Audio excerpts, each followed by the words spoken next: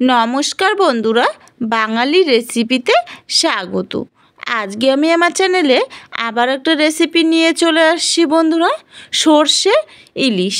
বন্ধুরা, আমি সর্ষে ইলিশ কিভাবে তৈরি করছি অল্প কিছু উপকরণ দিয়ে বন্ধুরা দেখতে থাকুন।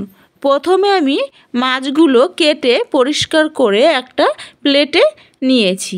এখন আমি এইখানে পরিমাণ মতো নুন আর পরিমাণ মতো দিয়ে দেব হলুদ গুঁড়ো, দিয়ে দেব লাল মরিচ গুঁড়ো,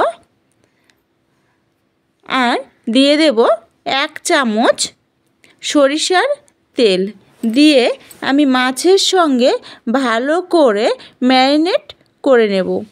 বন্ধুরা, আমার ম্যারিনেট করা হয়ে গেছে। এখন এটা আমি 20 মিনিটের জন্য রেখে দেব। আর এদিকে একটা মশলা তৈরি করে নেব।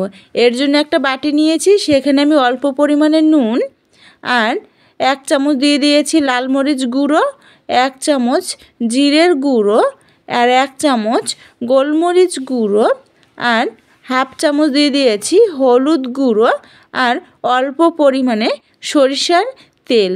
বন্ধুরা, আমি ইলিশ মাছটা সরিষার তেল দিয়েই তৈরি করব, আর আমি মশলাটা মিশিয়ে আলাদা রেখে দেব।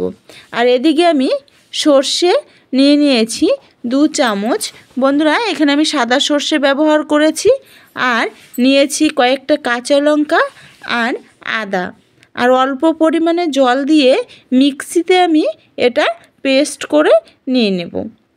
বন্ধুরা, আমার পেস্ট করা হয়ে গেছে।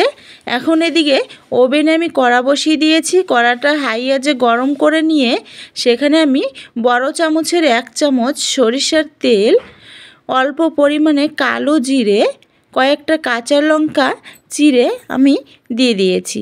দিয়ে একটু ভালো করে 2 থেকে 3 সেকেন্ড একটু ভালো করে ভেজে নিয়ে আমি যে শুকনো মশলাটা রেখে দিয়েছিলাম সেগুলো আমি দিয়ে দেব। দিয়ে আমি ভালো করে চামচ দিয়ে মিশিয়ে নিয়ে আমি এইখানে পরিমাণ মতো দিয়ে দেব জল। বন্ধুরা, এখানে আমি কোনো বাটা মশলা ব্যবহার করিনি, সবই গুঁড়ো মশলা ব্যবহার করেছি। আর এদিকে যে ম্যারিনেট করে রেখে দিয়েছিলাম মাছগুলো, সেগুলো আমি এক এক করে দিয়ে দেব। বন্ধুরা, আমি এক এক করে মাছগুলো সব দিয়ে দিয়েছি। 2 থেকে 3 মিনিট আমি এখন এটা ভালো করে ফুটিয়ে নিয়ে নেব। যখনই দেখব 2 থেকে 3 মিনিট হয়ে গেছে, তখন একটা চামচ দিয়ে মাছগুলো উল্টে নিয়ে নেব। দেখো বন্ধুরা, আমার সব মাছ উল্টানো হয়ে গেছে। এখন আমি যে পেস্ট করে রেখে দিয়েছিলাম সর্ষে, আদা আর কাঁচা লঙ্কা, সেই পেস্টটা আমি দিয়ে দেব।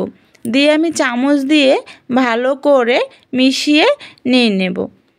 বন্ধুরা, আমার মেশানো হয়ে গেছে। এখন আমি ঢাকনা দিয়ে ঢেকে রেখে দেব 10 মিনিটের জন্য। বন্ধুরা, আমার 10 মিনিট হয়ে গেছে। আমি ঢাকনাটা তুলে নিয়েছি, আর জলটা অনেকটাই টেনে নিয়েছে। আর আমি এখানে দিয়ে দিয়েছি 4 পিস কাঁচা লঙ্কা চিড়ে, আর কাঁচা সরিষার তেল 1 চামচ দিয়ে দিয়েছি। যেহেতু এটা সর্ষে ইলিশ করেছি, এর জন্য কাঁচা তেলটা মাস্ট দিতেই হবে। আর আমার সর্ষে ইলিশটা তৈরি হয়ে গেছে। বন্ধুরা, আমি এখন একটা প্লেটে তুলে নেব। বন্ধুরা, দেখতেই পেরেছো ইলিশ মাছের কালারটা কতটাই সুন্দর এসেছে, আর এটা গরম ভাতের সঙ্গে খেতে দারুণ লাগে। বন্ধুরা, আমার এই সর্ষে ইলিশটা যদি ভালো লেগে থাকে, তাহলে অবশ্যই একটি লাইক, কমেন্ট আর শেয়ার করে দেবেন, আর চ্যানেলটি সাবস্ক্রাইব করে দেবেন। আর বন্ধুরা, যদি ফেসবুক পেজ থেকে দেখে থাকো, তাহলে চ্যানেলটি ফলো করে দেবেন। আবার দেখা হবে অন্য কোনো রেসিপির সঙ্গে। ধন্যবাদ।